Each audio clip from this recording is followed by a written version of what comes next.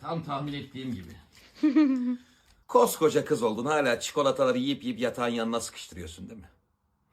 Söyle bakalım, babasının fıstığı ne oldu? Baba ya, üniversite tercihi yapacağım da Eskişehir, İzmir falan mı yazsam diyorum. İstanbul kesin olmaz mı diyorsun? Yani tam bilmiyorum ya, zor olabilir. Zor olsun babacığım. Olmadı seneye bir daha deneriz. Ya fıstık gibi evinde oturuyorsun sıcacık. Bak orada buzdolabı emrine amade. Elektrik bedava, su bedava. Hayat kaçmıyor ya, olmadı bir daha denersin. Tamam, İstanbul yazıyorum o zaman sadece. İşte bu kadar fıstığım benim ya. Babacığım, sence bu mini etek nasıl oldu?